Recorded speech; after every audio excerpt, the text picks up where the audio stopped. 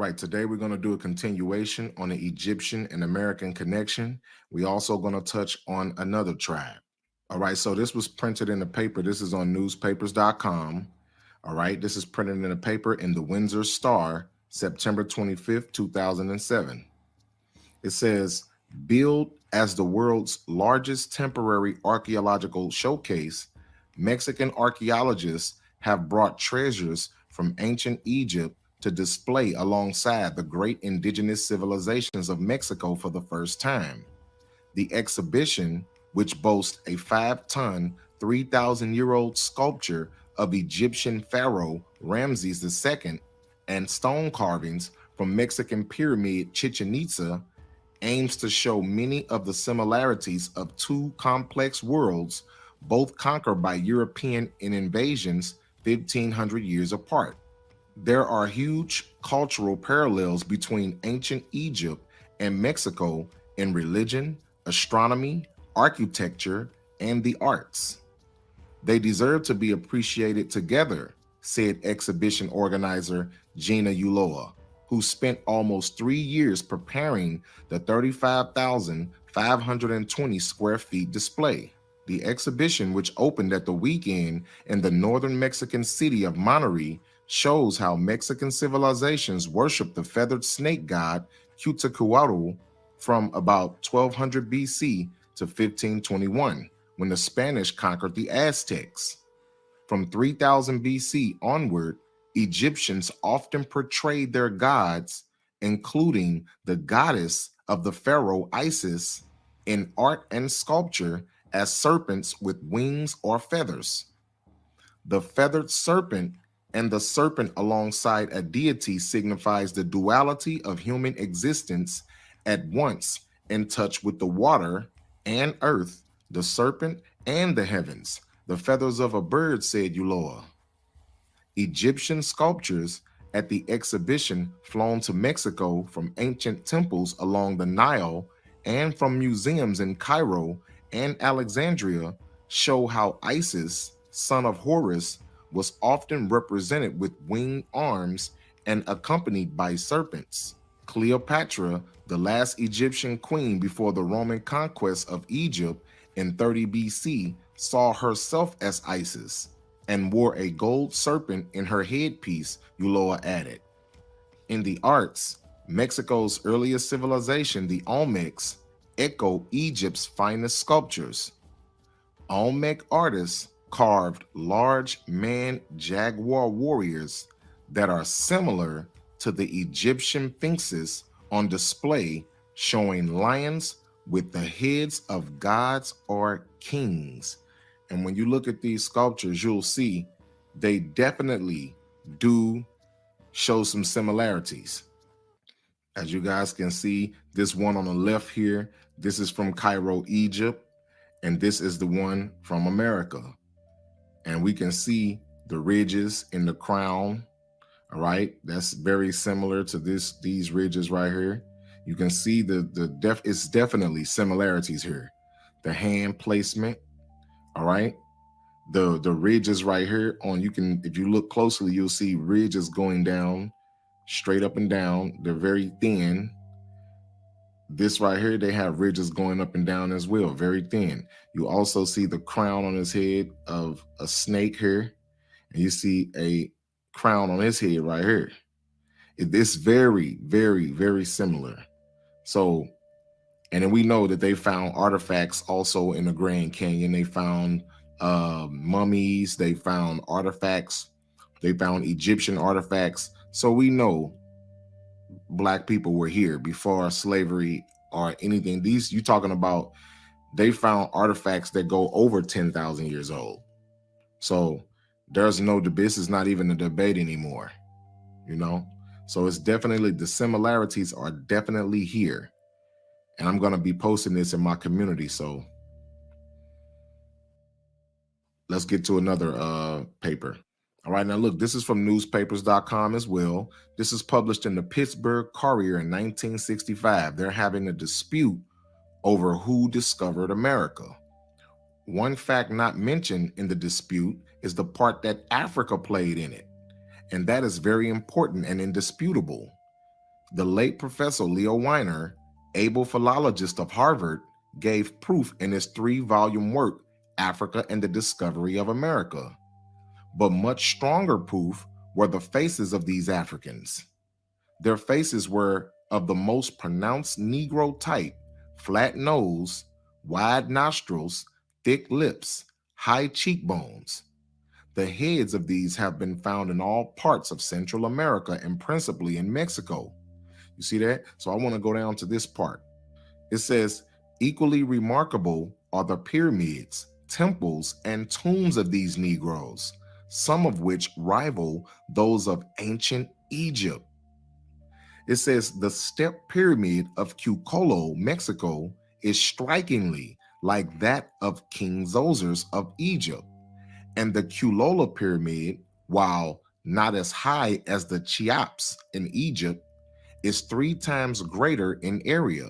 There is also an enormous ruin at Poverty Point, Louisiana. These people were the Olmecs, and their history is as old as Egypt. The Olmecs were the ancestors of the Aztecs and the Mayas, whom the Spaniards found here. Columbus saw Negroes when he came to America, and Balboa found a powerful tribe of them in Panama. Peter Martyr, historian, and the expedition thought they had sailed over from Ethiopia. So they always gonna try to equate the American blacks to Africa. They're never gonna just say these people are Aboriginal. Professor Weiner found African words in the Mexican languages and said that the blacks introduced cotton, tobacco, and peanuts into America. How did the Africans get there? It is believed that Africa and America were once joined, where the West Indies are now. How many subscriptions are you paying for? Rocket Money finds sneaky or forgotten subscriptions. So they said Africa and the West Indies, basically there was one continent. It was joined before it split up and became the West Indies. That's what they're saying. It says later the Africans sailed over. Magellan, on his first voyage, found Negroes in Brazil long before they were brought as slaves. V. Riva Palacio says, it is indisputable that in very ancient times, the Negro race occupied Mexico when the 2 continents were joined. In my writings, I have much similar data. Is it not possible that Columbus learned of the Americas from these Africans? He had lived in Guinea, now Ghana. It is significant that his pilot was an African, Pedro Alonso, whom Columbus refers to 4 times as El Negro. So I want to go to this book right here. This book is called The Shadow of Atlantis. I brought this book out like 2 years ago on Facebook, but I didn't bring out this section, so we're going to read about it in this section. It says the fact of the existence of black races among the inhabitants of the lost continent mentioned in the Codex Popol Vuh is of the greatest interest. Hitherto, ethnologists imagine that Negroes appeared in the New World only during our epoch, when they were imported as slaves. But the most recent researches demonstrate that they first came to America in a period very remote. It says the Popol Vuh relates that after the cataclysm befell the former fatherland of the Quiches, one part of its spare population immigrated westwards to America and the other eastwards, presumably to Europe or Africa.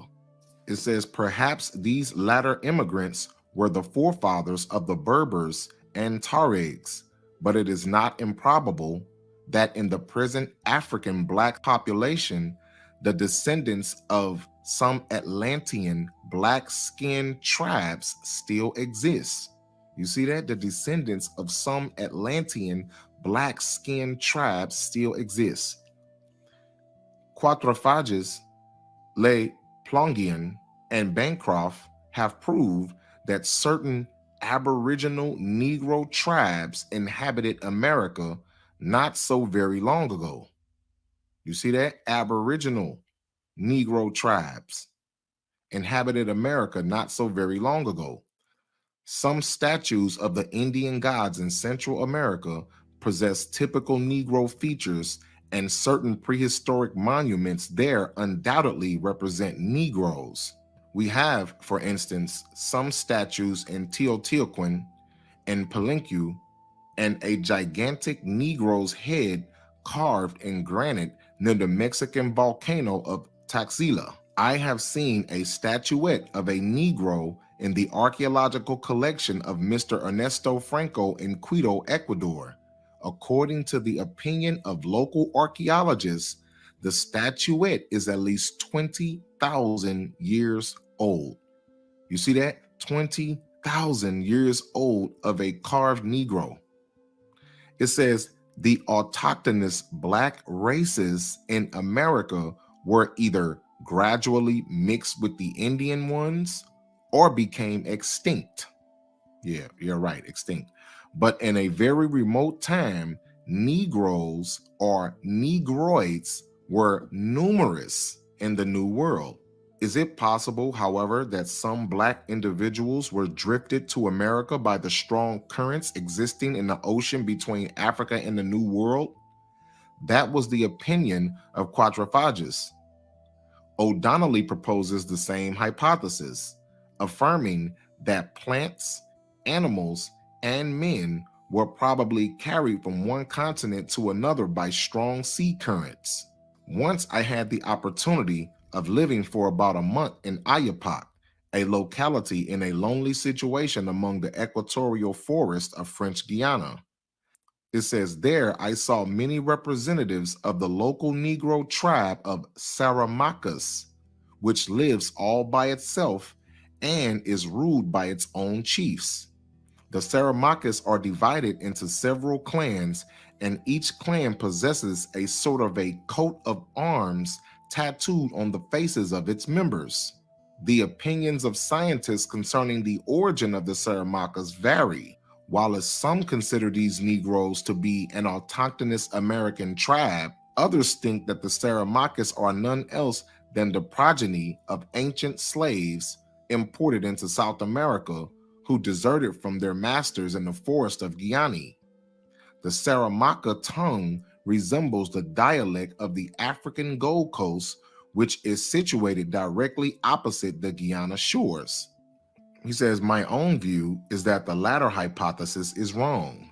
Clearly, it would be very difficult to transport into slavery an entire tribe, and still more difficult for that tribe to escape together with its wives and children. The complement of the slaves group was always entirely casual, so that each group of slaves was composed of the representatives of various tribes. Furthermore, the Saramacas of today are a very kind-hearted people, friendly to the whites, which would not have been the case if their ancestors had been slaves subjected to the bestial cruelty of the planters. So I am inclined to believe the Saramacas are the last aboriginal Negro tribe preserved in America.